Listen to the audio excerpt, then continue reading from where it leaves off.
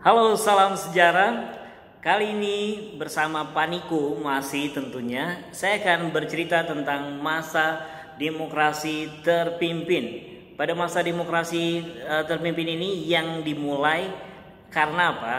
Karena terjadi ketidakstabilan di Indonesia di penghujung tahun 50. Meskipun sudah ada hasil pemilu di tahun 55 dan pemenangnya sudah menjadi anggota DPR, juga ada satu lembaga yang dibentuk khusus di pemilu tahun 55 itu adalah konstituante, lembaga yang diberi tugas untuk menyusun konstitusi. Tapi ternyata sampai pada tahun 57, 58 lembaga ini gagal. Akhirnya diberikanlah kesempatan untuk bagaimana kalau kita kembali ke UUD 1945. Ternyata juga dalam voting meskipun secara jumlah berhasil menang, tapi tidak bisa dilaksanakan. Karena apa? Karena tidak memenuhi dari 2/3 persyaratan untuk bisa kita kembali ke UUD 1945. Terusnya akhirnya Presiden Soekarno mengambil jalan, yaitu dengan Dekret Presiden 5 Juli.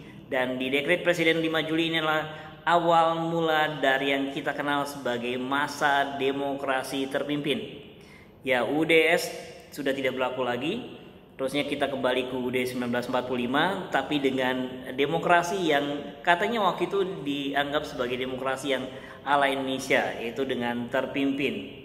Faktanya memang demokrasi terpimpin, ya menurut saya pribadi itu juga nantinya tidak sama dengan demokrasi, karena mana mungkin suatu sistem demokrasi yang harusnya dari rakyat, oleh rakyat dan untuk rakyat, itu berada di satu tangan kekuasaan, dan pihak eksekutif terlalu kuat sekali, dan ini tidak benar tentunya. Tapi kita lihatlah dari perkembangan di masa demokrasi terpimpin ini, terjadi pergolakan-pergolakan yang waktu itu memang sudah dalam tahap pemadaman DITI, juga PRRI Permesta.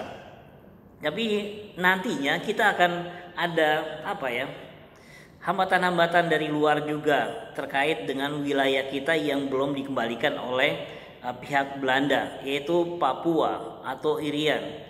Jadi akhirnya dicanangkanlah Trikora untuk bisa mengambil alih kembali Papua, yang nantinya ya berlangsung lama ya, ada operasi militer, tapi juga prosesnya nanti akan berlanjut ke PBB. Meskipun memang pada saat itu juga dunia sedang hangat-hangatnya terpecah antara blok barat dan blok timur. Soekarno bisa bermain di antara keduanya waktu itu, dan kita juga menjadi salah satu pelopor yang namanya gerakan non-blok yang berada di antara kedua blok tersebut. Ya, kita untungnya waktu itu bisa dapat bantuan dari Amerika Serikat, tapi juga bisa dapat bantuan dari Uni Soviet. Terlebih pada masa Amerika Serikat dipimpin oleh presidennya John F. Kennedy yang punya hubungan secara pribadi cukup baik. Tapi setelah Presiden John F. Kennedy wafat, memang hubungan kita dengan Amerika nanti menurun secara drastis ya di bawah kepemimpinan presiden selanjutnya. Masalah Papua terus bergulir.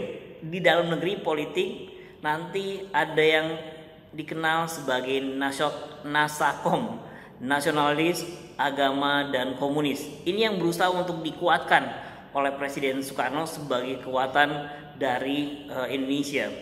Namun dalam perjalanannya tidak mulus, karena kita ketahui golongan komunis, terusnya golongan agama, belum lagi nanti ada pihak tentara, yaitu terlebih di bagian angkatan darat terjadi pergesekan-pergesekan yang terus menerus ya berkait dengan hal ini. Terusnya juga diwarnai dengan masalah Malaysia. Jadi pembentukan Federasi Malaysia tentunya diprotes oleh pihak Indonesia, membuat ketegangan yang terjadi nantinya juga dirasakan ya oleh masyarakat, terutama mereka yang tinggal di dekat-dekat perbatasan antara wilayah Kalimantan Indonesia dengan Kalimantan dari pihak Federasi Malaysia itu sendiri. Jadi ketegangan itu sangat terasa, bahkan kita memasukkan pasukan-pasukan baik ke Malaysia ataupun juga ke Singapura dan sebagainya, termasuk juga Pierre Tendian yang pernah dikirim ke sana. Jadi situasi di masa demokrasi terpimpin ini memang banyak hal-hal baik di dalam maupun di luar negeri yang menjadi masalah. Tapi ada kebanggaan-kebanggaan tentunya di masa ini, karena kita berhasil menjadi tuan rumah Asian Games yang keempat. Bayangkan ya, kita mempersiapkan dalam waktu yang cukup singkat. 58 memang ditunjuk waktu itu, tapi persiapan sebenarnya kurang lebih hanya 2 tahun lah kurang lebih.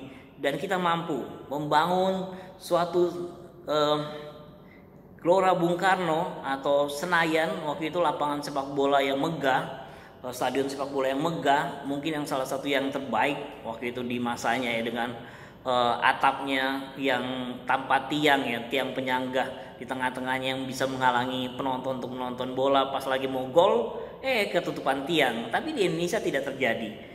Presiden Soekarno bisa membangun waktu itu dengan timnya suatu kompleks olahraga yang cukup mewah pada masanya, yaitu kompleks olahraga Gelora Bung Karno ya, yang nantinya ada tadi Stadion Utama Gelora Bung Karno, terusnya juga ada nantinya Istana Olahraga atau kita kenal sebagai Istora, tempat kalau sekarang kita seringnya bulu tangkis dimainkan di sana. Terusnya juga ada kolam renang di Senayan, terusnya lapangan tenis di Senayan juga, hall basket dan sebagainya, lapangan Stadion Madia yang untuk atletik itu juga dibangun pada waktu yang hampir bersamaan dalam waktu yang cukup singkat. Mungkin kita sebagai bangsa yang terkenal bisa membangun dalam waktu yang singkat ini juga suatu prestasi. Meskipun nanti rakyat ya, kita tahu ya ekonomi kita belum stabil, jadi pasti ada yang kekurangan di satu pihak, yaitu secara ekonomi, sehingga rakyat kebanyakan juga merasakan kesulitan-kesulitan. Namun prestis memang tinggi yang kita dapat.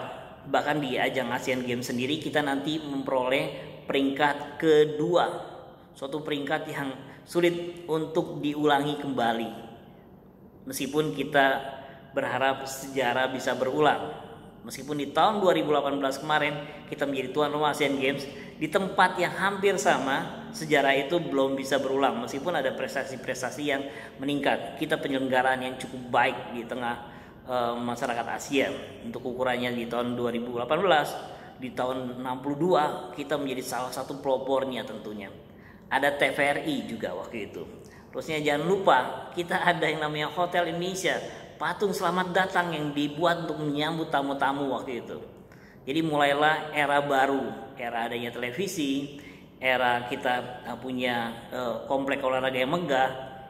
Tapi ya di satu sisi yang lain banyak kekurangan di masa demokrasi terpimpin ini, sampai pada akhirnya